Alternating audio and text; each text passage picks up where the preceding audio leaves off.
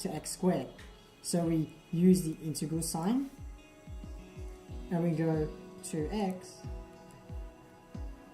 dx equals. So how do we get back? We want first to get rid of this 2. So we have to what? Divide it by 2, right? So you go 2x on 2, and so how do we get the x? We have to square it. So we square it. And so the 2's cancel, and so we get x squared. We got what we wanted. And this is called an indefinite integral. Why? Because we're just finding the integration of this function. We're not bounded by, let's say we have x squared. We're not bounded by, let's say, 4 and 6. We're not bounded by these 2 areas. We have the area of the function of that whole area. So we can put anything. We put 2, 5, whatever number you want. Right? So to find this indefinite integral, we have b, a, and then fx dx. Right? That's the general formula for that. So let's say we stick back to our 2x again. We have from 1, let's say to 2, right? And we have 2x. Right? And so how do we find this area 1? You know, right? We just found this function. Right? How do we just found this? What do you mean? We just, by using what was found, it became a subtraction.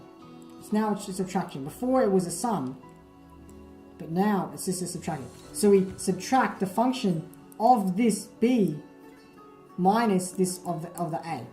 That's what was found. Find that. Before it was just a sum of all the rectangles under that curve, right?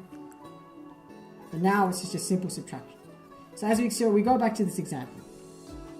Alright, and so what we do it again. Minus 1 times 2 on 2 squared. 2 cancels, so we get 4 minus 1. And what is that equal? 3. And that's what's called the definite integral, because it's bounded by the areas of the function. What is this? What is this sign?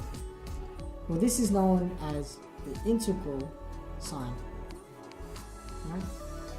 And this was found by Leibniz.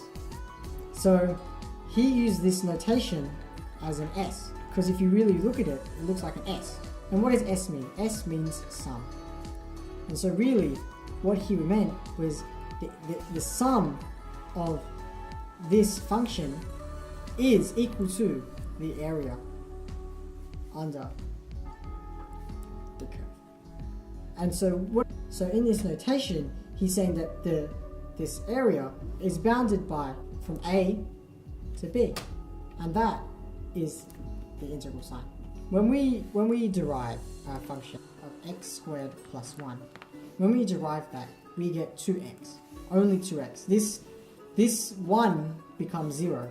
And so that poses a problem when we integrate, right?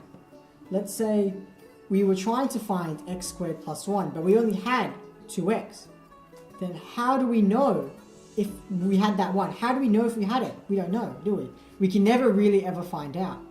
So, to fix this, we have this constant, also known as the infamous plus c. So when you have an indefinite integral, an integral that's not bounded by the regions, by the area, right? So let's say we had 2x, that dx, which means the root, we find that it equals x squared plus c, plus this constant, because we don't know if there was a 1, if there was a 1, or if there was some other number.